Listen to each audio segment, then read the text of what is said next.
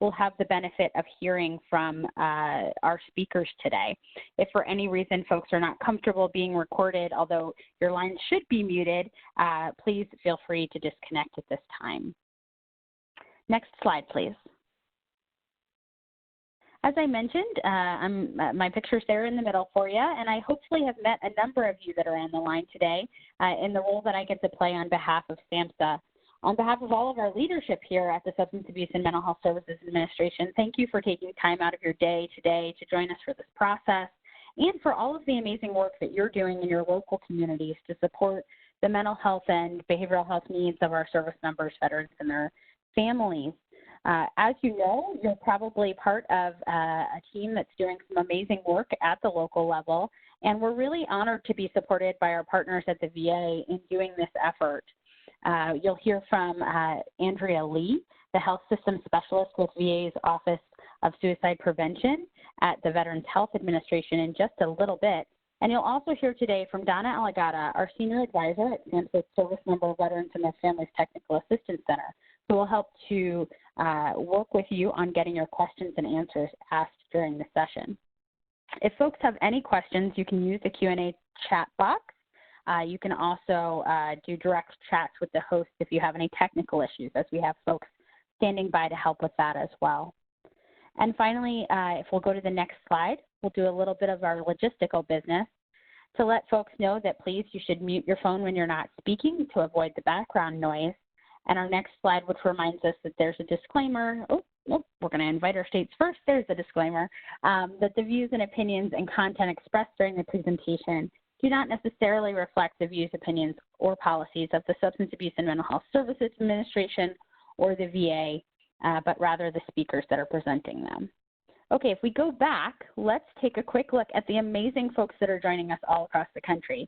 While we wouldn't be able to do individual introductions, we're so honored that so many of you have registered, almost just shy of 175 folks, I think, registered for today.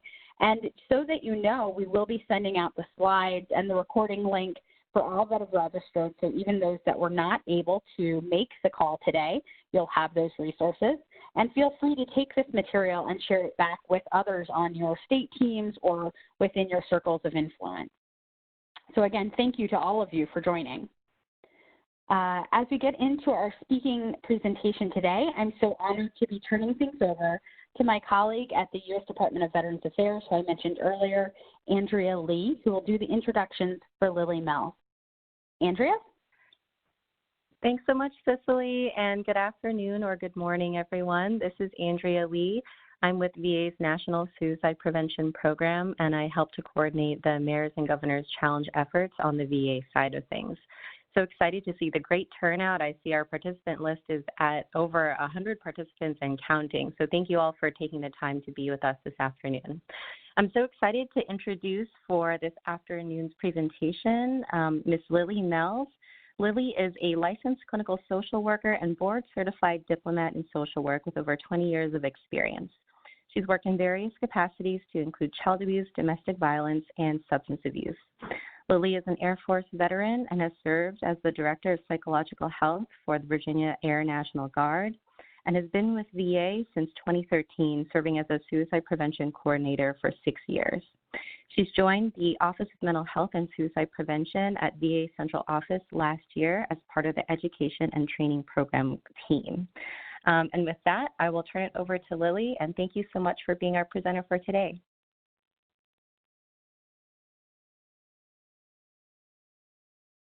Listed, and I'm just excited about bringing you this information. Next slide, please. Next slide. So we're going to go over safety plans and how best to use them. We're going to go over our objectives. We're also going to talk about some facts about safety plans, clinical practice guidelines, and risk stratification, which is really, really important. What should be included in a safety plan, and then some additional resources that you all can use. Next slide. So by participating in this lesson, you'll have a general understanding of safety planning, risk stratification, and how to develop and utilize a safety plan for individuals at risk for suicide. Next slide. So last week, you were able to listen to Pearl McGee-Vincent, for those of you who were on last week, and she told you a little bit about safety plans and the mobile safety plan through the PTSD app. So what is a safety plan? Most of you are familiar with this. It's a written list of coping strategies developed for individuals who may be at risk for suicide. It's developed by the individual along with the guidance of their provider.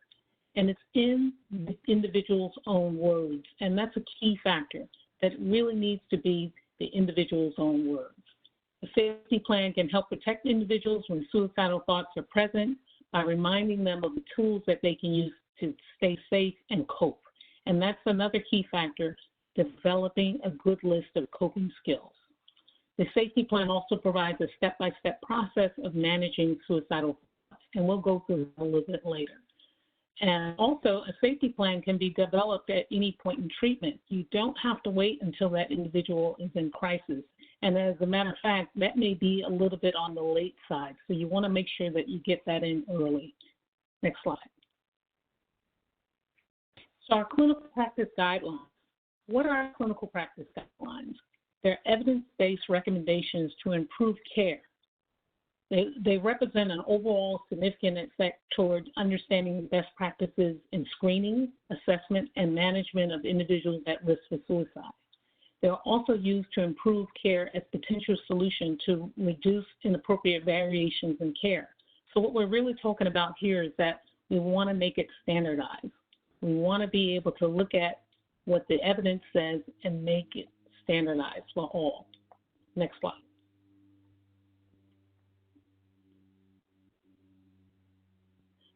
So according to the clinical practice guidelines, considerations for patient safety are part of a comprehensive treatment plan in behavioral health environments with the highest risk periods for suicide attempts occurring up to 12 weeks after discharge from the hospital.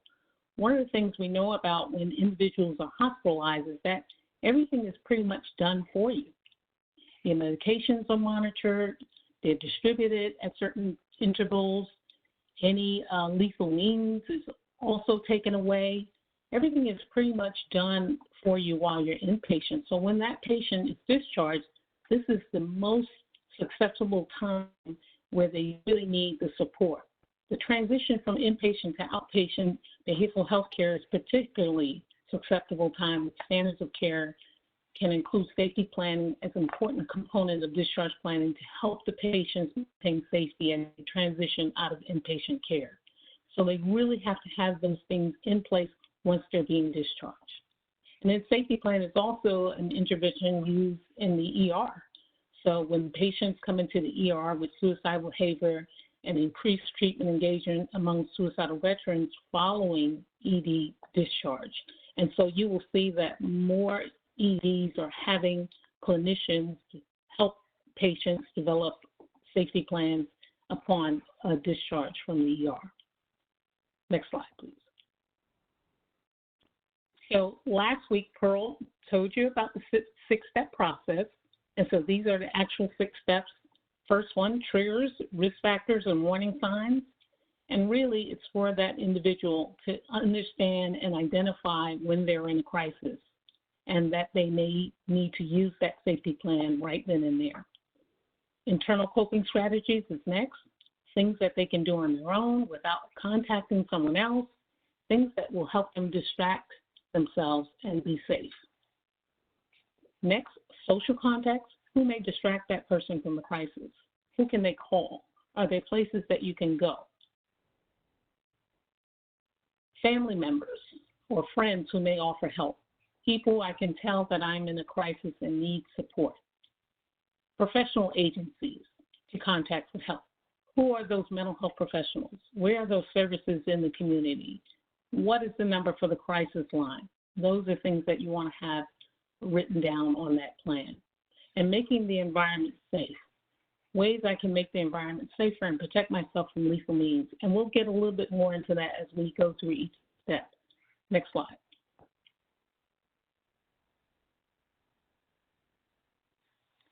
So, step 1, triggers, risk factors, and warning signs. How will you know when you're in a crisis and that the safety plan should be used? This is what you want the veteran or the individual to understand. How will you know? What are your personal red flags? What are those things that kind of push you towards wanting to harm yourself? You want to help that individual identify specific versus vague warning signs. That you want them to get into the nitty-gritty details so that when it comes up, they know exactly what it is. Next slide. Step 2, internal coping strategies. What can you do on your own to help you stay safe and not act on your suicidal thoughts or urges in the future? What have you done in the past to stay safe? Did those things work? So look at some of the section where it says vague, watching television. That's very vague. You want to get more specific. Watching a specific show, a comedy show, something that's really going to distract you from what's going on. Playing with apps on my mobile phone. You know, if we can get more specific, is there a specific app? What about the virtual hope box? Okay, that's something that we have that is part of the resources that you'll take a look at later on. But you really want them to get more specific. How about listening to my favorite music? How about taking a walk around the block? Some guys may decide, hey, how about going to the barbershop? I can sit around with the fellows, we can watch ESPN. Those are the types of things that you wanted them to put down and get more specific. Don't endorse strategies that are likely to increase suicidal risk. So if the person says, well, you know, I can just get drunk, that's not going to be something that we want them to put down on the list. That's not something that we want them to do at all. Drinking, sharpening knives, you know, cleaning my gun, counting my guns, those are not things that we want individuals to do. Next slide. Social contacts who may distract from a crisis. So other than mental health providers and counselors, who else can you contact? Are there anybody on that list that you can contact that they would feel secure in calling? What about public places or social events that can help you take your mind off problems? I know a lot of times when I was developing a safety plan, the individual would tell me, I don't have any friends, I don't know anybody, but I don't like to be alone. And so one of the suggestions I would come up with is, what about going to the library? You can be around people, but you don't really have to interact with people. You know, you can read your favorite magazine, you can go on the computer. Barnes & Noble or a bookstore would be another example. You can actually be around people and not really have to interact. But you really want them to get to think about others outside of their mental health providers. Include phone numbers on the safety plan and make sure they're programming the individual's phone. Specific places should be identified rather than vague places. So if they just say, well, I'll go to the beach, well, which beach? If there's a beach 5 minutes from your house, maybe you want to name that beach. Be sure that the identified personal place does not increase suicidal risk. Going to a bar, those kinds of things, or a nightclub, that may just increase it. Places that are relatively accessible are best. Social activities that require advanced planning are not typically helpful. So you don't want something that's going to be a 45-minute process to do. You want something 5-10 minutes, you can engage in this activity or you can get to that place. Next slide. Family members or friends who may offer help. So who are these family members and friends that can be included in the plan? And really you want the individuals to think about this because, you know, it may not necessarily be a blood relative, and it may be someone that they seek or see as a family member or friend. It could be a neighbor. We've had people who live in boarding homes and they've used their landlords because that's the closest person that they have, okay? But the bigger question is, who would you feel comfortable reaching out to for support and help when you're in a crisis? Who is that go-to person? Who is that person that's going to be a good listener, non-judgmental, and just willing to help you? Who is that person that if you say, I need to go to the ER, they're going to get up and escort you to the ER, and they're going to sit with you while you're in the ER. So if they disclose there's no friend or family member or support, then consider interventions to address social isolation or social skills. When we're talking about veterans, there are many organizations where you can build healthy relationships. I know Team Red, White, and Blue is one of them. They do a lot of social events. They do a lot of physical activities. And, you know, it's just a good place to really get to know some other people. Peer support would also be another avenue. So you want to get them to think about, you know, not being so isolated and kind of getting involved in the community and being able to make those connections and relationships. Next slide. Professionals and agencies to contact for help. So yes, if they're currently engaged in treatment, who are the mental health professionals or agencies who should be included in the plan? And as a provider, when you're helping develop this plan, you want to be able to make sure that you can list a colleague as well. If that provider is not at the office at the time, who can follow up? If you're on leave, on vacation, or out, who in your office can that individual call as a stand-in? What about if you're receiving, have a medication provider? You want to have that person listed as well. It's just a way to have more than one person available. And what if you see a therapist outside of the VA? Sure, you can list that person down as well. Also, if you need to go to an emergency room or urgent care, where do you go?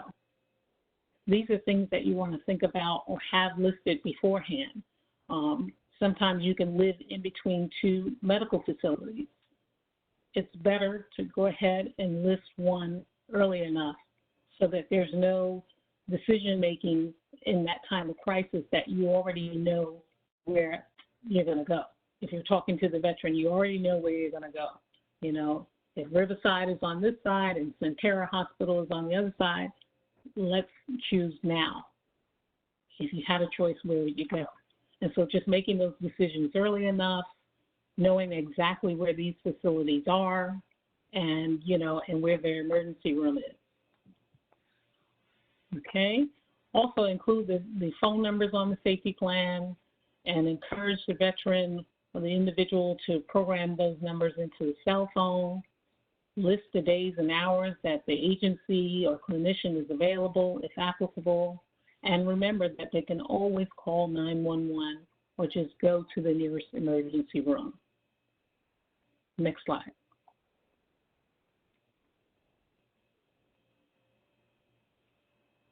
So again, professionals and agencies to contact and help. Also ask, have you ever called the Veterans Crisis Line? Some have never called that, and they don't know what to expect when they call.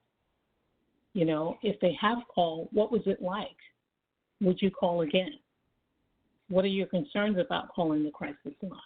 You know, and also if you can kind of walk them through, well, when you call, it's going to be, if you press number one, if you're a veteran and you press number one, there's going to be a responder that's going to understand what veterans are dealing with, and they're going to be able to take care of that call.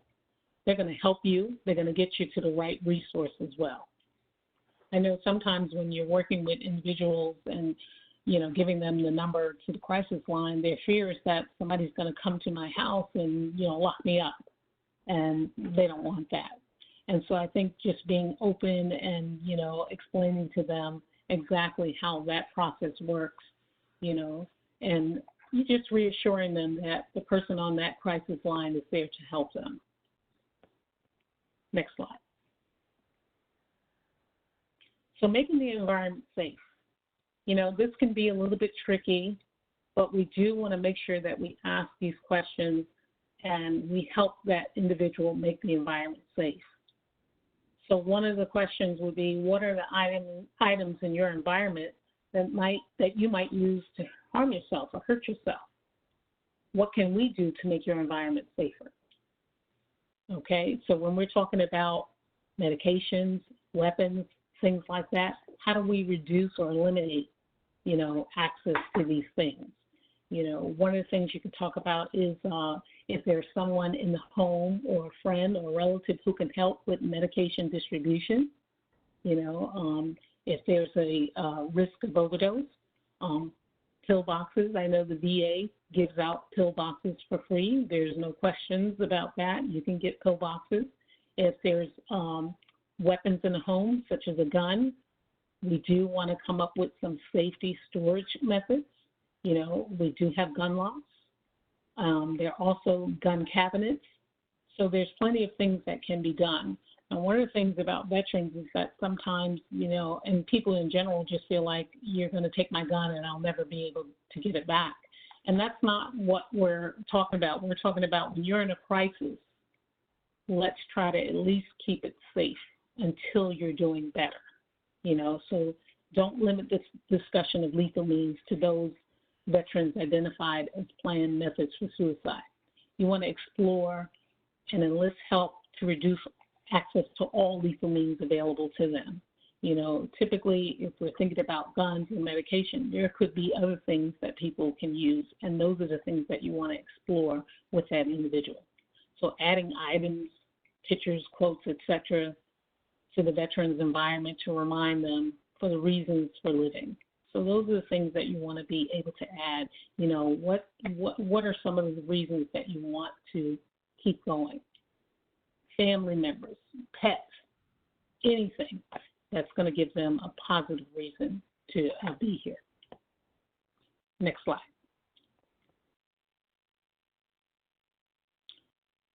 So when do we do safety planning?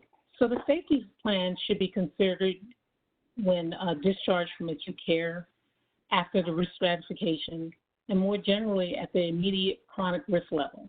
However, a safety plan can be developed at any point in treatment.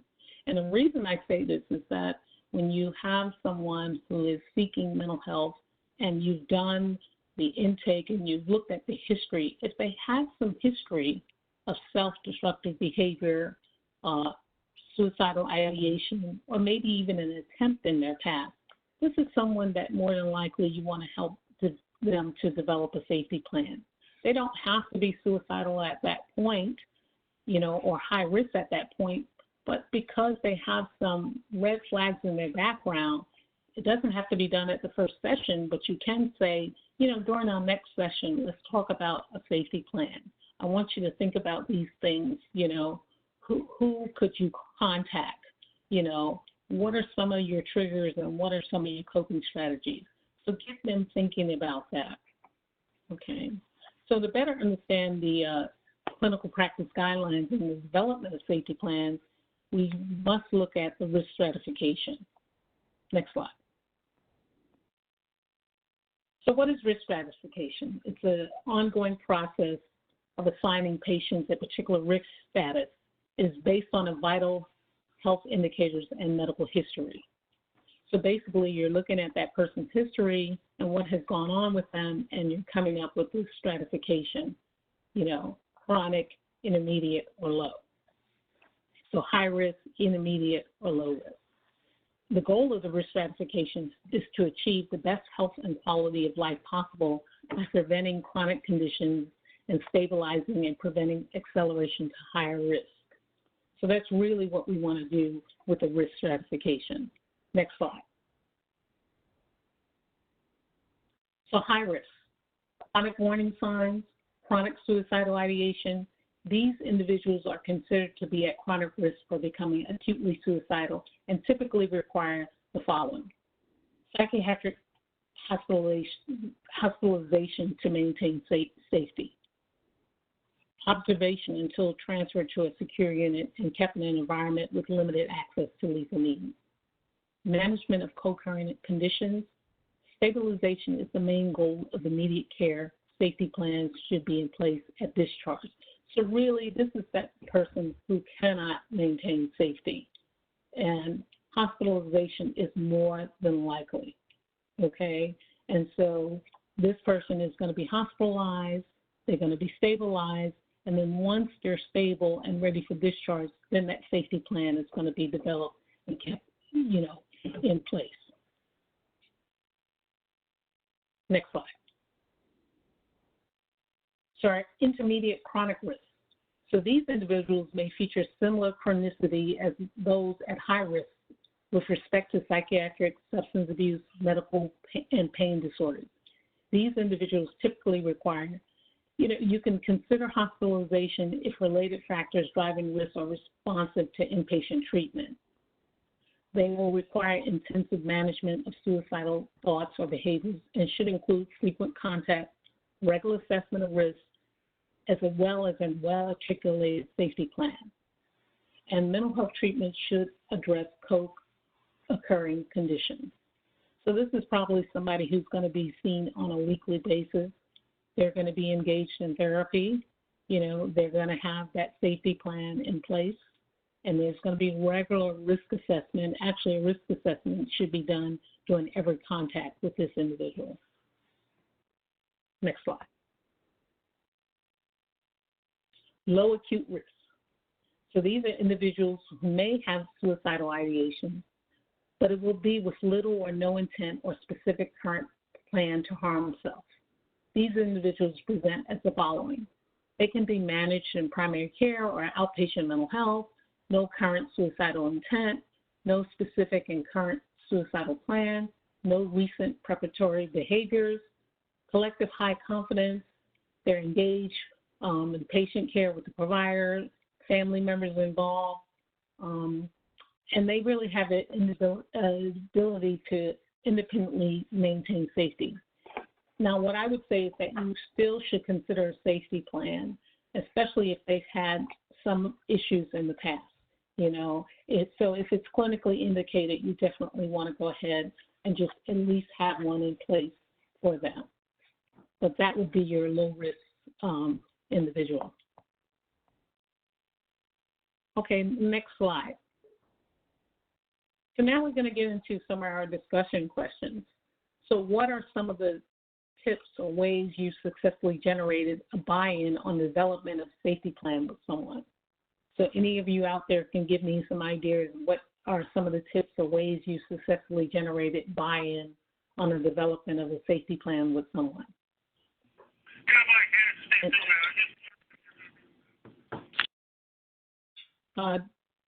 Donna can read the question from the box. Is anybody going to type in the box?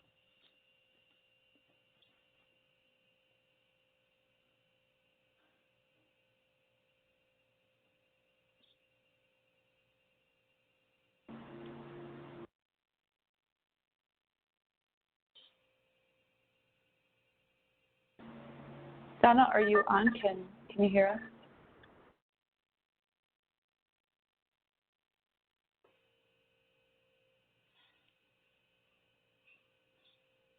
Can anyone else see a question that's in the box regarding what are some of the tips or ways they've successfully generated buy-in on the development of a safety plan with someone?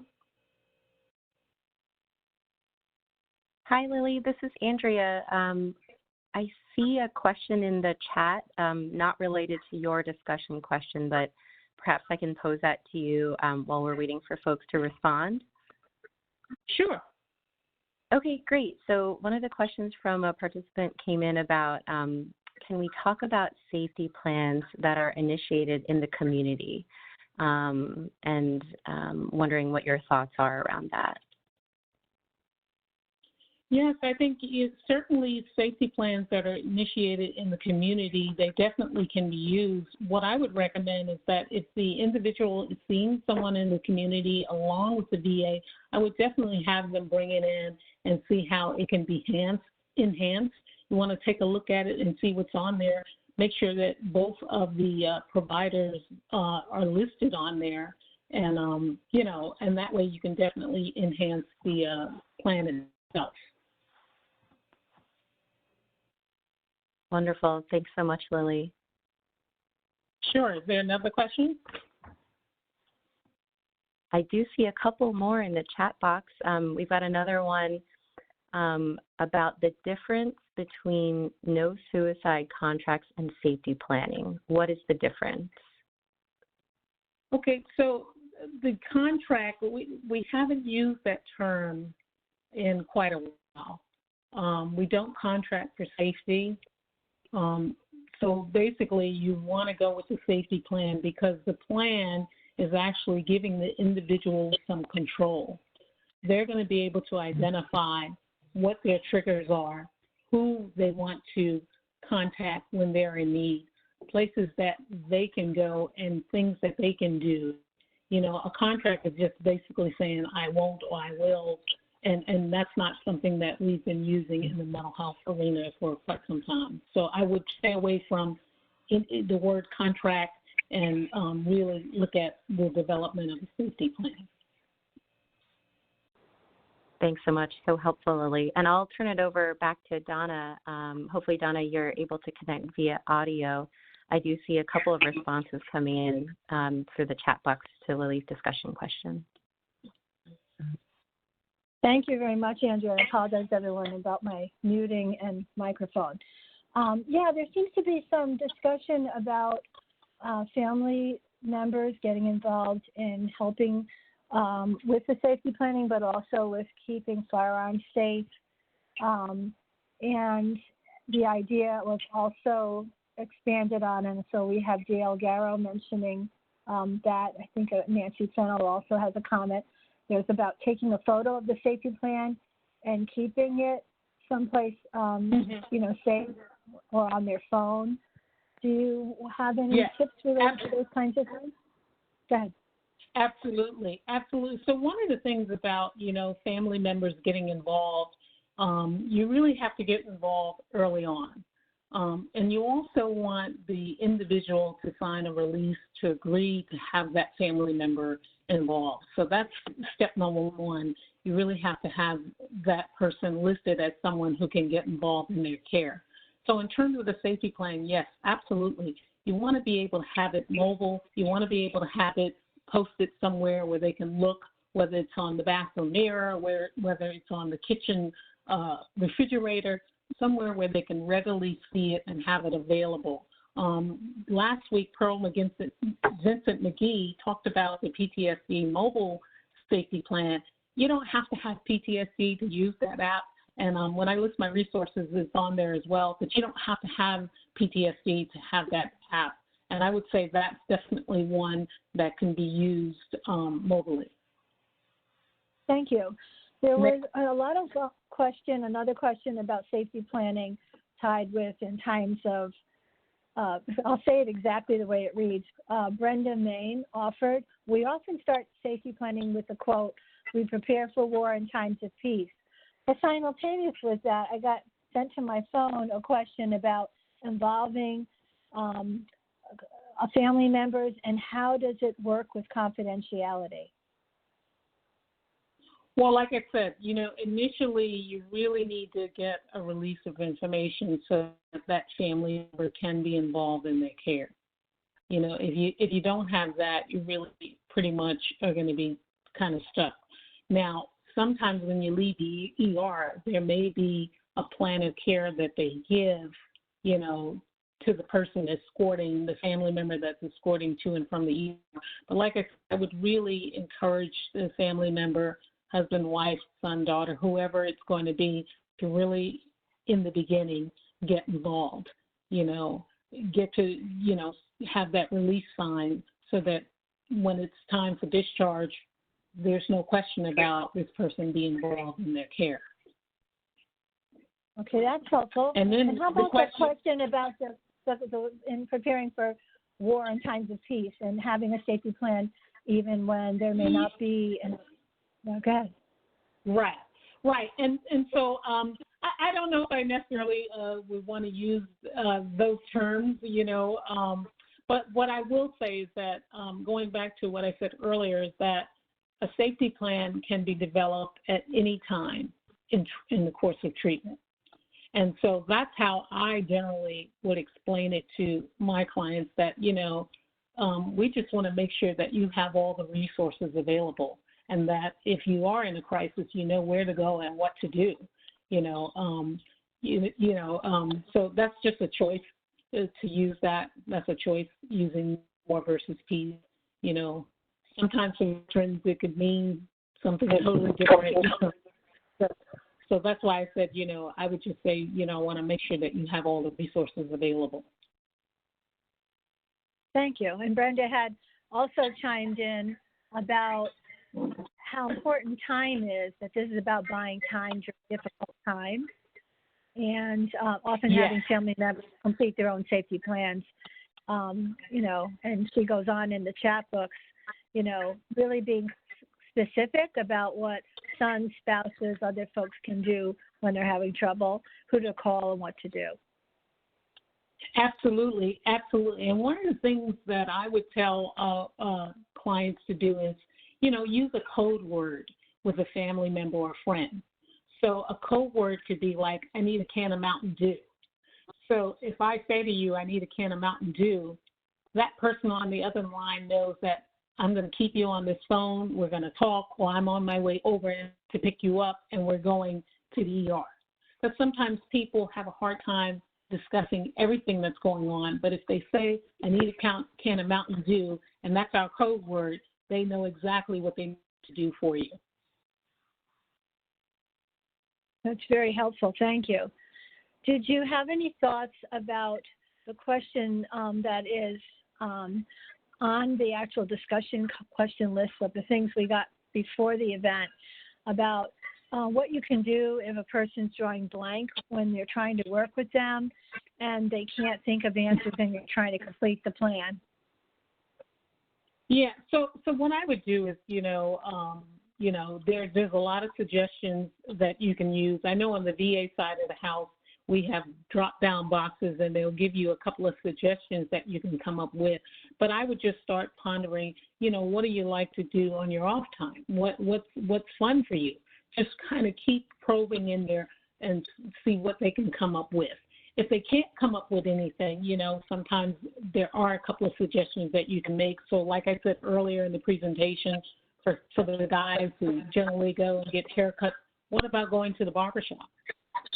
When I take my boys to the barbershop, some of the guys are in there for hours, and they will have ESPN on, and they're watching the same replays of, the highlights of the week, those kinds of things. But it's a place where it's safe. The guys are talking. You can kind of get lost in the conversation, especially if it's a sports weekend. So you can suggest some of those types of things. Now, for women, it doesn't quite work the same. We can't sit in the salon getting our hair done for 3-4 hours. After 30 minutes under that dryer, we need to go. So there may be other things that the women can do. And sometimes, now before COVID-19, I would suggest go to the mall. Even if you're not going to shop, you can do window shopping. You can go to your favorite store, try on the most expensive shoes, even though you're not going to buy them. But you can just, feel good for a few moments doing things like that. So you really have to kind of press them. What about music? I mean, there's so many things that they could do. Some people like to knit. Some people like to draw. Some people like to read. Just keep going through the list, Thank you. That's great ideas. And so one question or observation was some family discussion in the box in the chat. And so the question would be, have you worked with families in developing their own version of a safety plan before someone comes home so they feel more comfortable about their options and how they're going to help to support the person? Or have you worked with them on their own safety plans as to when they're going to get some help? Yeah, well, when family members, now I have worked with some caregivers in terms of them being the caregiver of the veteran or individual, and things that they can be cognizant of when that person comes home. And remember what I said earlier in the presentation, when the person is hospitalized, everything is pretty much done for them. You are given your medication at this particular time. You're told when to do this. You're kind of, everything is done. When they come home, it's pretty much left on either them or the person who's helping them at home. And so what I would do is just kind of, inform that individual, this is what we're looking at. When that person comes home, they're going to need some help making that transition. These are the things that you want to look out for. Also, you want to make sure that they have crisis numbers available. You want to make sure that they know when the next appointment is. If that person has shared as far as, doing a release of their information or allowing that person to be their contact person, yes, you want to be able to share the safety plan with them. This is what they have listed. This is, the provider number that they can call. This is the hospital that they would want to go to, those kind of things. But you definitely want to make sure that they have some resources listed on there for the individual as well as themselves. Okay, that's very helpful. In one of the questions, there was some discussion about safety planning in terms of confidentiality. And so I just feel like because it came up twice now, we probably need to touch on that again. I know as we work with the TA Center trying to help folks to come up with strategies for implementing safety planning more evenly as a best practice across their state, there seems to be some hesitancy and concern about legal issues, confidentiality, and actually some confusion with no suicide contracts and liability and things of that nature. Do you have anything to suggest about that or any way that folks might be able to educate and work with their administrative folks to help them to understand better what safety planning involves? Yeah, well, one of the things that I would say is that, as I said earlier, we don't do contracts for safety. So that's something that's just, I would move clearly away from that.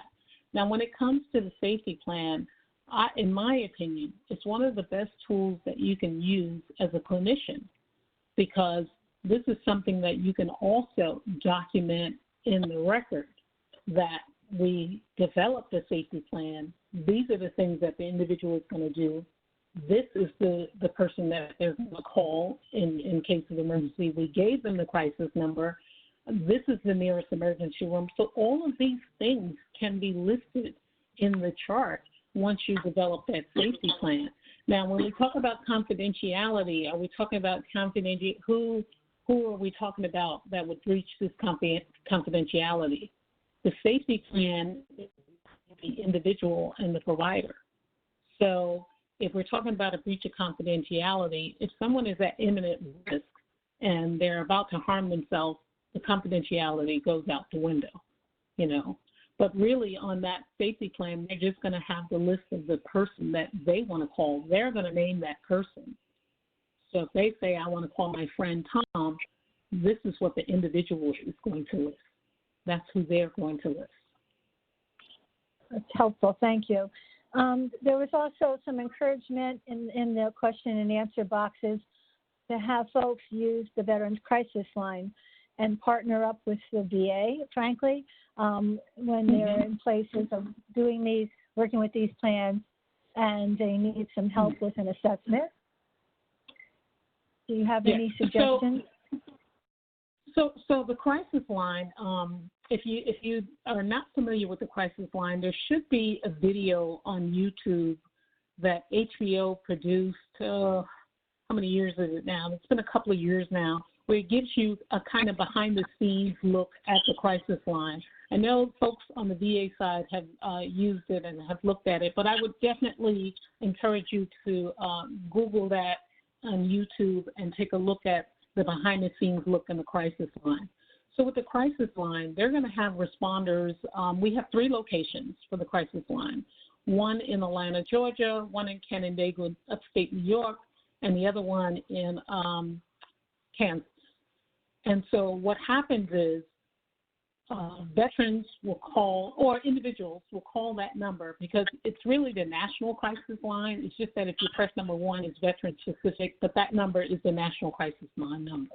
But let's just talk veterans for right now. So if you're a veteran and you press number 1, you're going to get a responder that's going to work with the VA in terms of trying to get you help. We also have suicide prevention coordinators in every state. And once they determine where you're located, they're going to send a consult to that suicide prevention coordinator, who's going to have 24 hours to reach out to that individual. Now, if that person is in imminent danger, obviously they're going to take precautions and make sure that that person is safe, maybe do a welfare check if needed.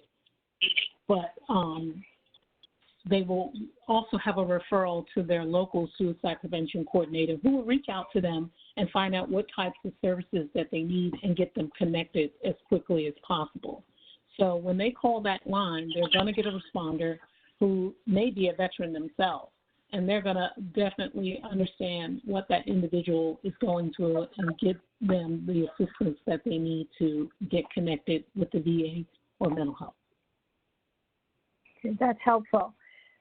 We had a question come in from someone who works for the VA, and it went first to one of our team as a private, and then they said it was okay to bring it forward and might help someone else. They're wondering about the policies at the VA for storing firearms. If someone were to remove one, and would that be something the VA would do, safely storing firearms? Do you know anything about that? Or should we get back to them later? Or? Well, the VA doesn't have storage of firearm capabilities, and so I would say that's something that we do not do. But when we're talking about safety storage, we're talking about having lock boxes, things like of that nature, and giving the key to a friend or a neighbor, someone who can take that and secure it until the individual is out of that crisis. You know, if they don't have any other alternatives, they can turn it into the police. But generally, we're talking about having safety boxes and lock boxes and cabinets and of those things of those nature. But we don't have any firearms turn-in at the VA itself. Okay, thank you. That's helpful. And what we can do at the TA Center, we have the name of the person who privately texted. We'll make sure we get you back several options about safe firearm storage and what you might consider. Have you and Donna, sure, go ahead. Yeah, let me interrupt you for 1 second. Donna, also, we do have some materials out on lethal means safety and safety storage of firearms and medication. We have some brochures. Yes, thank you for saying that. And, honestly, there's a number of resources, and when I was offering toolkits, it came to mind, and I think this might be a good time.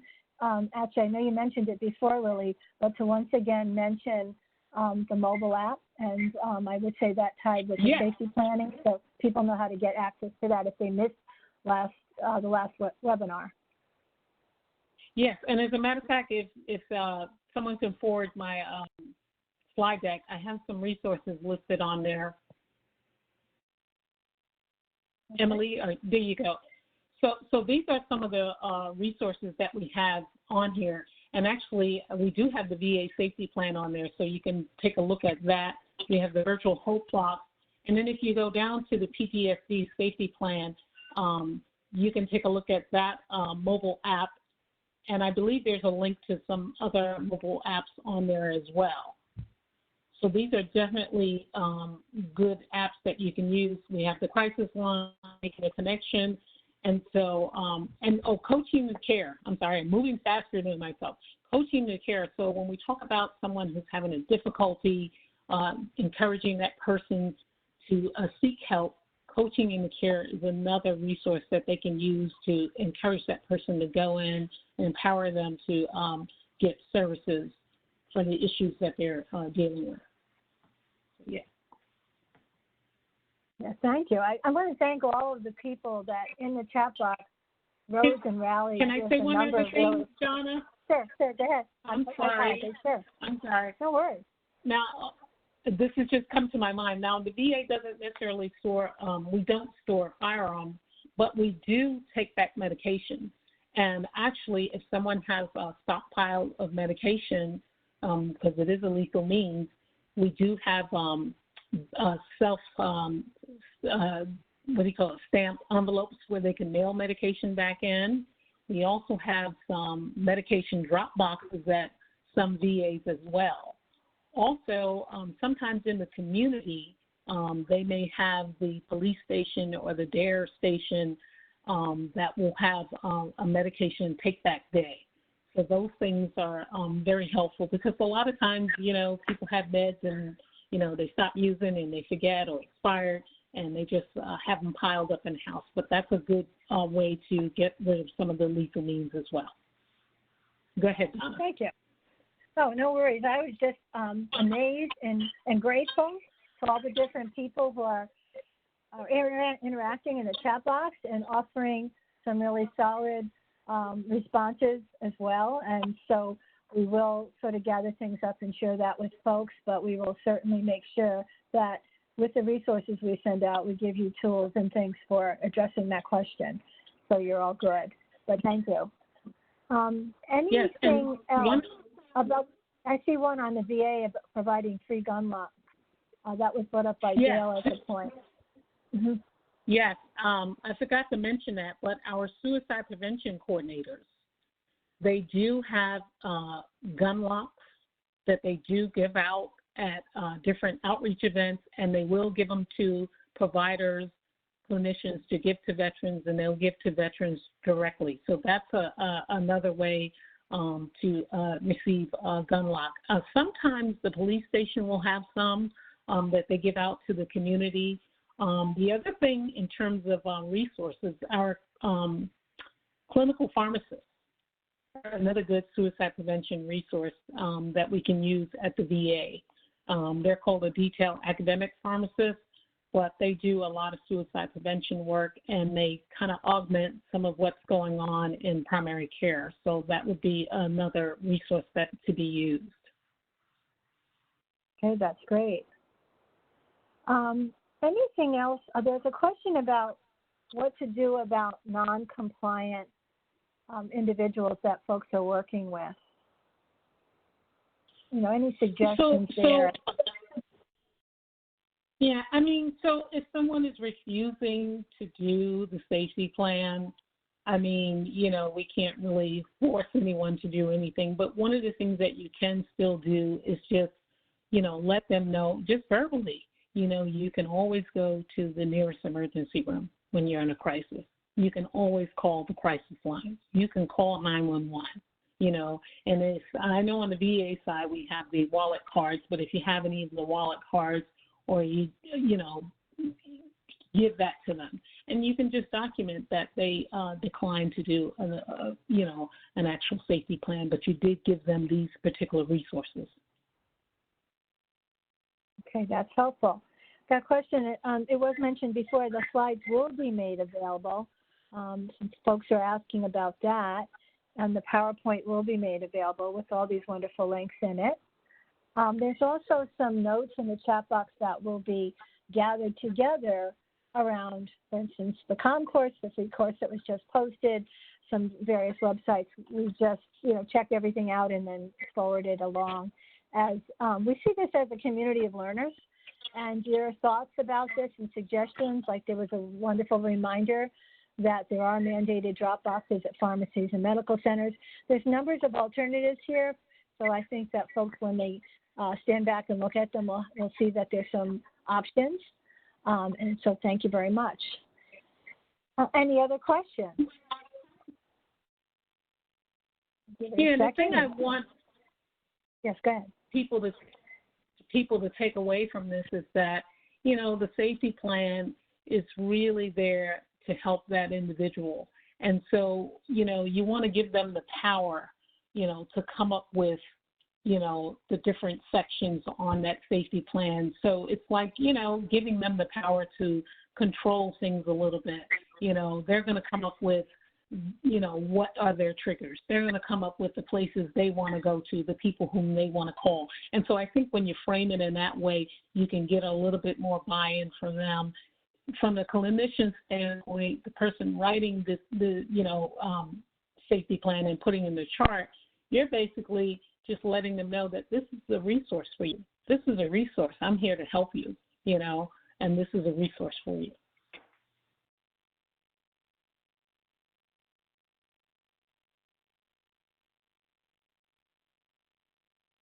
Did you have another question, Donna?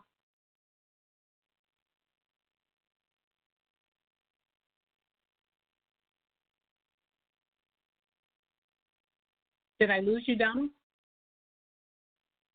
I think we may have lost her. This is Cicely Lily. Thank you again for checking in. Let's just do one more check. We got you, Donna? Well, she's in having the mic interim, issues. It looks like Donna's phone was disconnected. Okay. Okay, that's okay.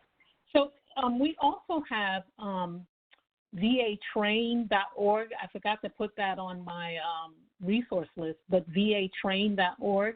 So for people outside of the VA, there's some training that you can do regarding, mental health, safety plans, suicide prevention, vatrain.org.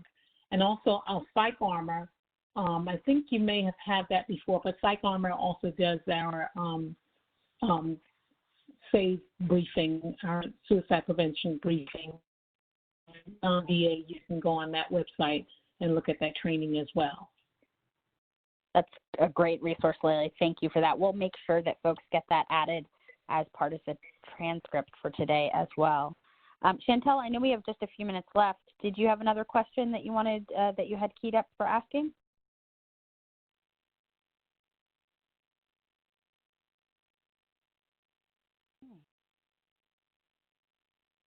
Right.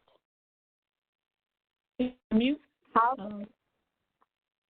How can, am I still on mute? No. How can,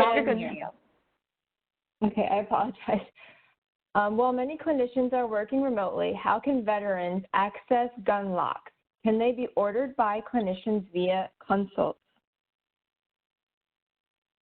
Well, I think what they probably need to do is contact the suicide prevention coordinator at their local facility, and the SPCs can actually mail it to the individual.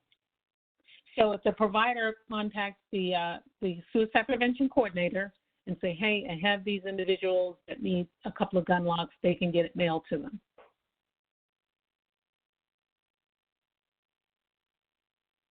Thank you.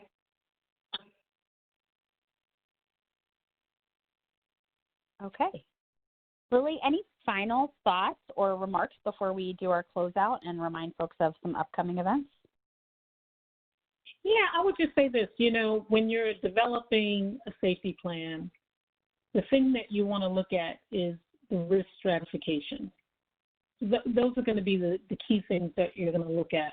And I did say before that, you can develop a safety plan at any point in treatment, but really when someone's at intimate risk, you really, with a high risk, they're going to be hospitalized and then stabilized, and then you want to make sure that safety plan is done prior to discharge from the hospital. And so for the VA folks, you get with the inpatient team, and they will have that done. For our folks who are outpatient and they're at chronic risk, you want to get that done as early as possible. You want to meet with them often. You want to actually, the other thing I forgot to mention is that you do want to update that safety plan periodically. Things change. People's phone numbers change. I don't know how many times, you've done a safety plan and the individuals that they have listed, the phone numbers have changed 3-4 times. So you definitely want to update that plan, maybe every 60 to 90 days. You want to make sure that that plan is current. Or when you speak to them, you can ask, has anything changed? Any of the numbers changed? You just want to make sure that the stuff that they have on there is current. But just understand that when you're doing a safety plan, is not something that's going to link you and get you your credentials taken away. It's a tool. It's a clinical tool to assist the individual in being safe. That's what it is. It's a clinical tool to assist the individual in staying safe and coping. And so that's the thing that you need to remember. And as far as, some of the unlocks and medication dispensers, you can get that from your local facility. Call up, and they should be able to give you any of those items. And just make sure that they have the crisis line. If they don't want to do a safety plan, they can always call the crisis line, or they can go to the nearest ER. And those are the key things that you want to remember. And that's all I have, and I thank you all for joining me. Thank you so much, Leigh, for that really informative presentation, the amazing resources, and for the dialogue that was, thrust forward from this amazing group of over 120 individuals. many of whom are providing this work or recipients of these kinds of services, and it's really clear that this is such a critical tool. Any tool, in my experience, where we can empower the individual to really take control and provide that leadership and direction in their self-directed care is so important. So we really do appreciate you taking us to this next step and reviewing this material. We've had 2 sessions focused on this topic now, and we go into our next session where we're going to be really looking at another topic that was really critical. And as you know, for those on the line, we pick our SMEs based on the information and feedback we get from the audience. And so Lily being able to present to us was a direct response to us hearing that we needed more information on this topic in particular. And that will be the same case for Dr. Bridget Matarazzo next week. She will be speaking to us around those best practices for screening and suicide risk assessment.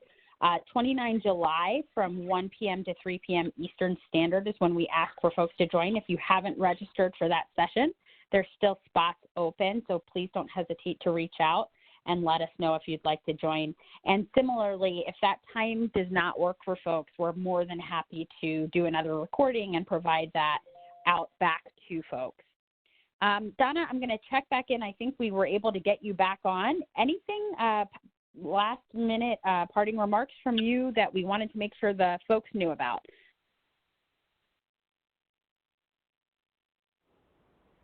Cicely, this is Emily. I don't think Donna was able to reconnect her phone. I think she was having some phone issues on her end. Okay, no worries.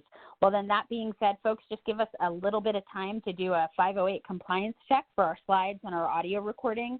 You should be seeing something from the SMVF TA Center shortly that will provide you today's links and all of those great resources.